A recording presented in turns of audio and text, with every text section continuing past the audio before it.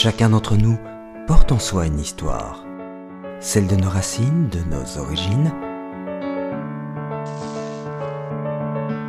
mais aussi celle d'une nouvelle existence à laquelle nous pouvons donner vie. Et peut-être, comme un nombre croissant de personnes, envisagez-vous de donner vie à cette nouvelle histoire en faisant appel à la procréation médicalement assistée. Dans ce cas, nous vous invitons à parcourir ce programme qui s'apparente à une visite guidée vous permettant de découvrir pourquoi la procréation médicalement assistée s'avère parfois nécessaire. Quelles sont les interventions médicales envisageables et à quelle forme de soutien personnel vous pouvez également recourir. Commençons notre visite avec quelques portraits qui vous sont probablement familiers. 1978, naissance de Louise Brown. Une petite fille a priori comme les autres, mais aussi le premier bébé éprouvette. Avec cette naissance, l'histoire de millions de couples allait dès lors pouvoir s'écrire très différemment. En fait, quelles peuvent être les causes de l'infécondité? Pour le comprendre, continuons notre visite en examinant tout d'abord les mécanismes de la reproduction normale. L'image d'un embryon tel que celui-ci vous est probablement familière.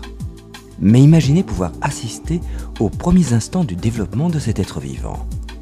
Son histoire commence ici, dans les organes de reproduction féminins. Chez la femme, les organes de la reproduction sont les ovaires, l'utérus et ses trompes, et le vagin. Approchons-nous de l'un de ces ovaires. Dès notre naissance, les ovaires disposent d'un stock définitif de cellules telles que celles-ci, appelées ovocytes. Ces cellules jouent dans notre histoire un rôle déterminant. Prenons un peu de recul. Lors des cycles menstruels, cette petite glande située sous notre cerveau et appelée hypophyse sécrète des hormones qui seront transportées jusqu'aux ovaires. Ces hormones vont alors provoquer dans les ovaires une séquence d'événements bien établie. À chaque cycle, ces hormones stimulent quelques ovocytes entourés d'une couronne de cellules qui forment ainsi des follicules. Ce follicule, à nouveau stimulé, va expulser l'ovocyte vers les trompes. On parle alors d'ovulation. L'ovocyte va ainsi rester en attente dans les trompes durant quelques heures. Pour l'étape suivante, examinons quelques instants les organes reproducteurs masculins. Chez l'homme, les cellules reproductrices sont les spermatozoïdes produits dans les testicules. Suivons à présent ces spermatozoïdes progressant dans les organes reproducteurs féminins. Nous arrivons, avec les spermatozoïdes, au niveau du col de l'utérus. De petites glandes, situées dans la paroi du col, sécrètent alors un liquide visqueux appelé glaire. Cette glaire favorise la sélection des spermatozoïdes. Ainsi, parmi les millions de spermatozoïdes arrivant dans le vagin, seule une faible quantité va pouvoir atteindre les trompes.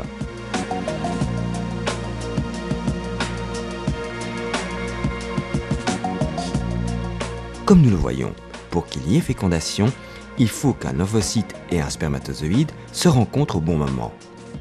En effet, l'ovocyte n'est fécondable que durant les 24 heures qui suivent l'ovulation. Les spermatozoïdes, quant à eux, sont susceptibles de rester fécondants pendant 4 à 5 jours.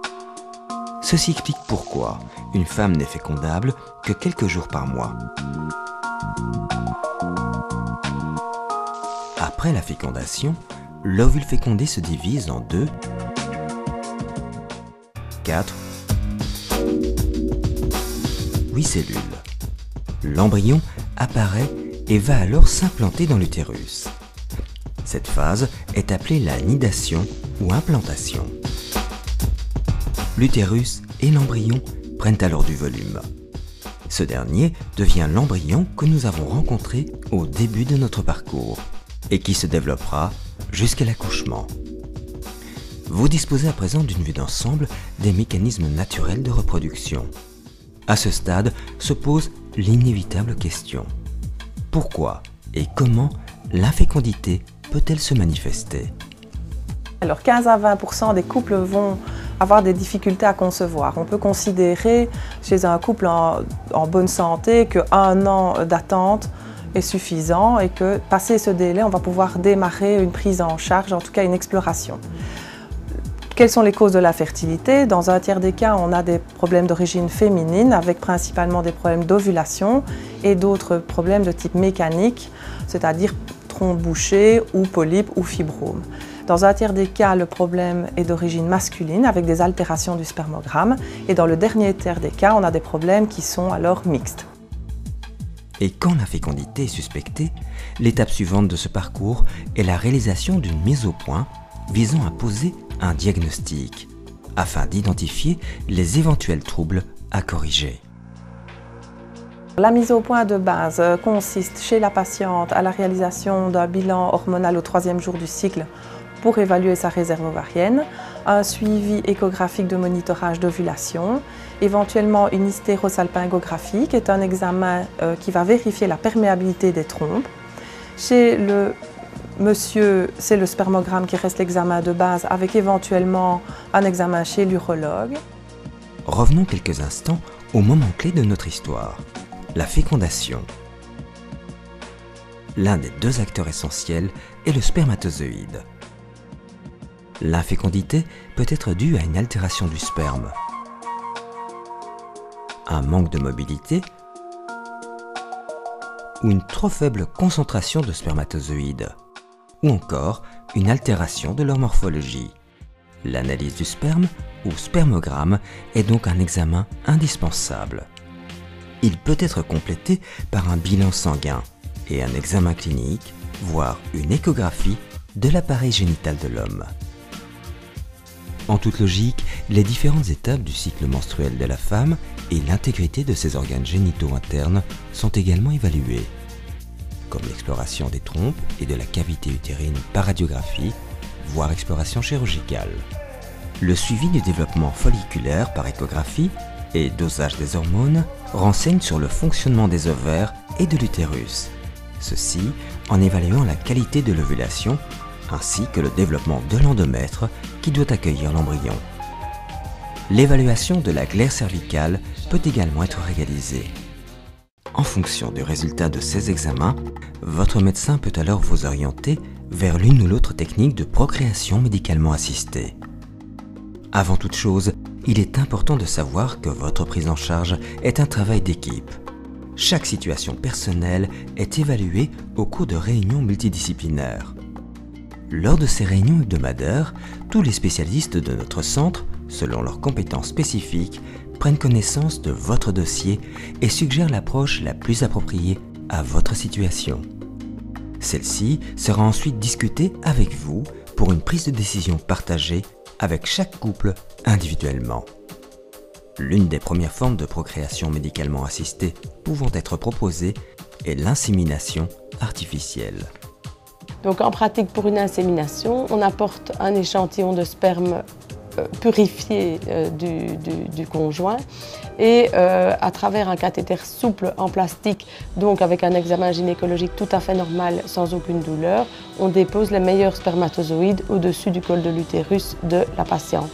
Ainsi, on peut contourner une série de problèmes et traiter en première ligne les couples infertiles et donner des chances augmentées de grossesse déjà en faisant un traitement relativement simple.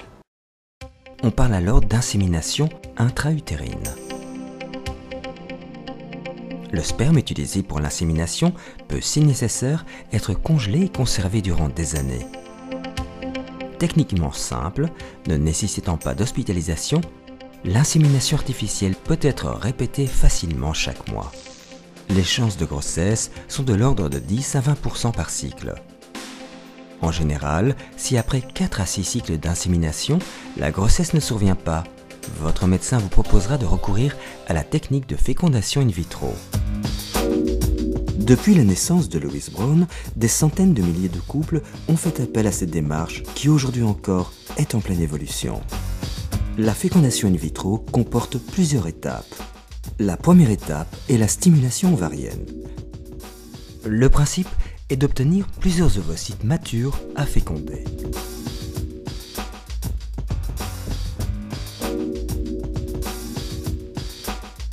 Souvenez-vous de notre schéma initial. Une petite glande, l'hypophyse, sécrète des hormones stimulant les ovaires et déclenche l'ovulation. On va donc bloquer la libération de l'hormone déclenchant l'ovulation pour éviter la survenue d'une ovulation spontanée qui pourrait survenir avant le prélèvement des ovocytes. On administre ainsi quotidiennement ou une fois par semaine une hormone ou gonadotrophine qui va stimuler, comme nous le voyons, le développement des follicules. Cette phase dure environ 12 jours, au cours desquels le développement des follicules est régulièrement contrôlé par échographie vaginale et prise de sang. Une fois les follicules arrivés à maturité dans les ovaires, on peut alors déclencher l'ovulation. Ce moment crucial du traitement va être déclenché par l'usage d'une autre hormone appelée HCG, ou hormone gonadotrophine chorionique. Une injection suffit à provoquer l'ovulation. Nous allons dès lors pouvoir passer à la phase suivante, le prélèvement des ovocytes. Pour le prélèvement des ovocytes, une aiguille est donc introduite dans les ovaires sous contrôle échographique, en passant par le vagin. Ceci permet d'aspirer le liquide des follicules contenant les ovocytes.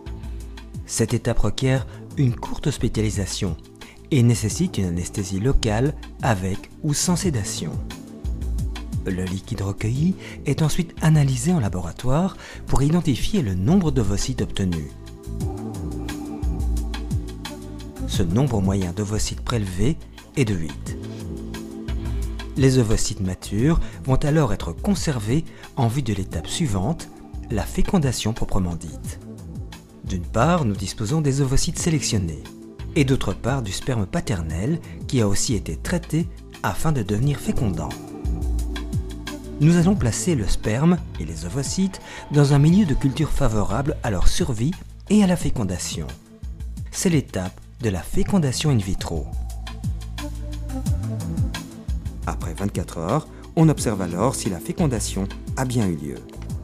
Les ovocytes fécondés se présentent sous forme d'une cellule à 2 noyaux, l'un d'origine paternelle et l'autre d'origine maternelle. Après 48 heures, l'œuf fécondé a considérablement évolué.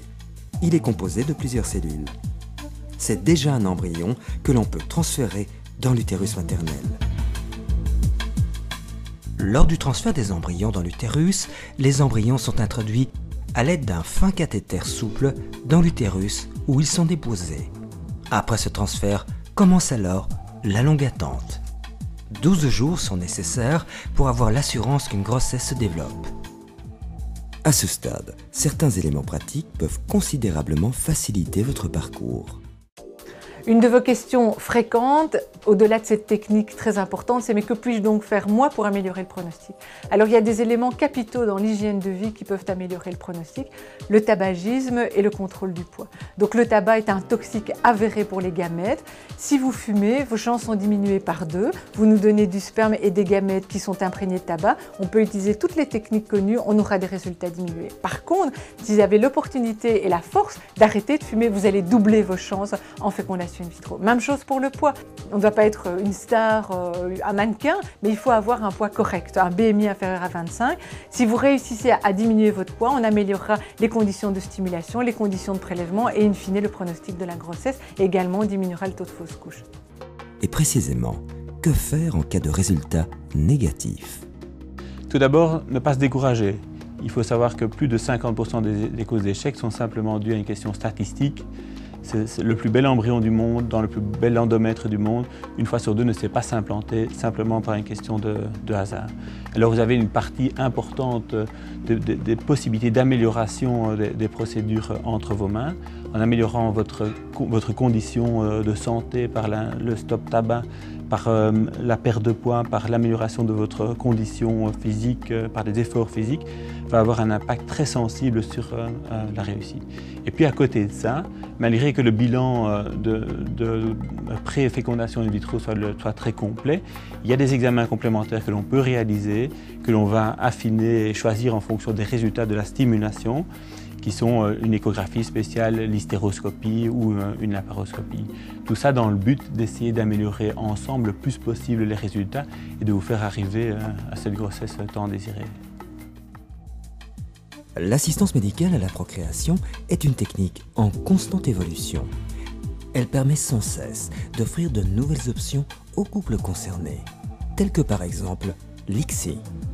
Cette technique se justifie en cas d'altération profonde de la qualité du sperme ou si un échec de la fécondation a été constaté suite à un traitement conventionnel. Les étapes de stimulation ovarienne et de recueil des ovocytes sont identiques à la FIV classique. Mais lors de la fécondation, on injecte directement un spermatozoïde dans chaque ovocyte. Cette étape est réalisée sous microscope et demande bien sûr une précision extrême. Alors, le dernier développement de l'ICSI, c'est l'IMSI. Donc l'IMSI, c'est simplement une ICSI où le spermatozoïde est choisi à un grossissement beaucoup plus important. Au lieu de travailler à un grossissement de 400 fois comme on le fait habituellement, on peut atteindre des grossissements qui vont jusqu'à 6000 fois. Et ces grossissements permettent de repérer dans le spermatozoïde des vacuoles, des microvacuoles, qui sont en relation avec la qualité génétique du spermatozoïde et qui peuvent expliquer des échecs de développement, des échecs d'implantation ou des fausses couches chez les patientes, même lorsque l'on obtient des embryons et que des embryons ont été transférés.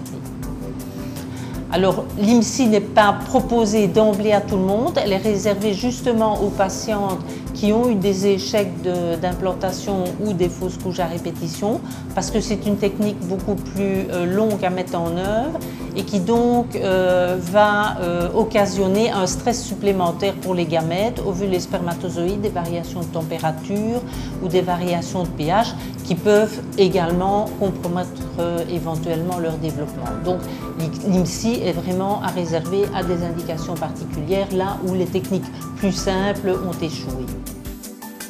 La question principale est évidemment d'évaluer vos chances de succès en fonction de différents facteurs pronostiques qui seront envisagés avec votre médecin.